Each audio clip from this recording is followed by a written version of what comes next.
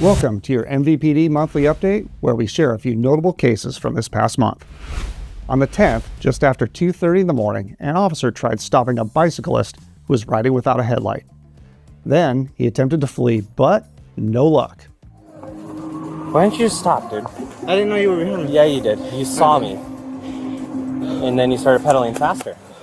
Why didn't you just stop? No, I didn't know. Okay, you can say that. I'm trying to give you the convenience. Now you went from a traffic infraction to an arrest. When the officer searched his backpack, we found out why he didn't want to stop. Inside was 6 spray paint cans, and with a little more evidence, officers linked this suspect to almost 50 cases of graffiti, causing thousands of dollars of damage. He has fresh blue paint on his hands and splatter all over his stuff, so he's out tagging. He was booked for malicious mischief and failure to obey a police officer. On the 16th, just before 11 a.m., officers were called to check on a male that was laying across the sidewalk on Kincaid near the bus station. Hello, sir. Officer Ayala with the Mount Vernon Police Department. How are you, man? Good, good. Hey, I got a call about you, man. People thought you might have been hit by a car or something.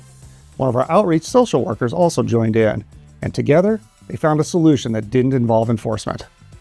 Are you ready? Let's roll. Yeah. Any chance you want to go over to the urgent care with me and I'll wait with you and then we'll go to the day center? Maybe they could give you the insulin there.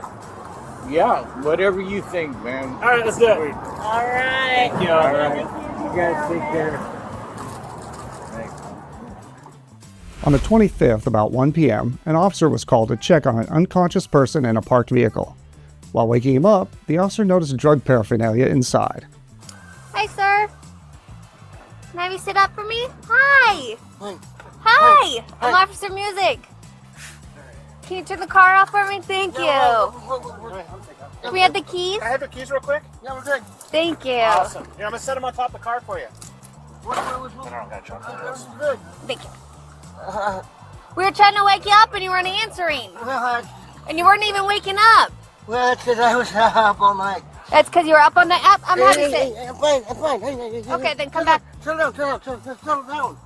Sit down. It's all good. Yeah, come to the back of the car. Leave it open. Okay, stand back. Please leave me alone. No, I can't right now. Right now you're detained for a drug investigation. Are you having a medical emergency that you need them to check you out? No, No? I'm fine. No, hands on your pockets.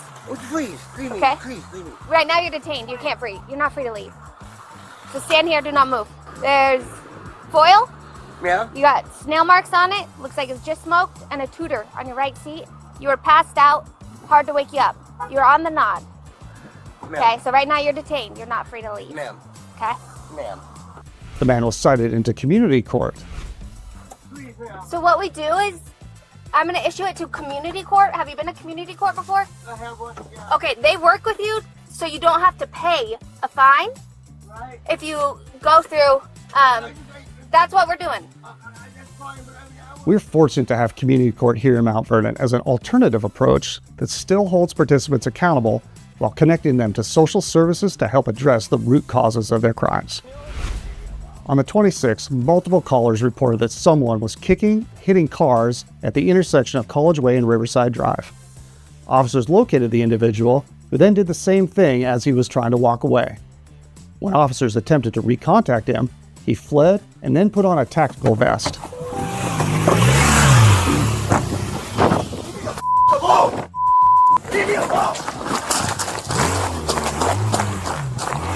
We went in this trailer. We have one person in the trailer with him. Your hands, you were grabbing, okay. What were you grabbing out of your vest? Huh? Were you just taking everything out?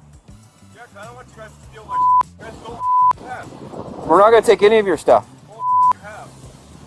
I don't know anything about that. Officers kept a safe distance and eventually convinced him to voluntarily surrender. I don't feel safe. I've done nothing wrong. How can I make you feel safe? Drop your gun. If I give my gun to another officer, then will you come talk to me?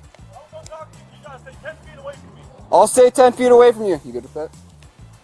And for those of you that are curious, no, the officer did not fully disarm himself.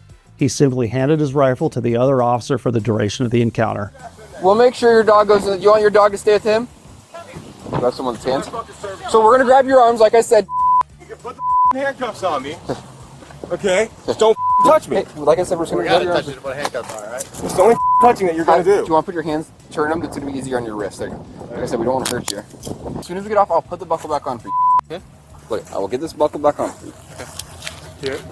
Where's he gonna go to? The suspect was charged with malicious mischief, disorderly conduct, and obstructing a law enforcement officer.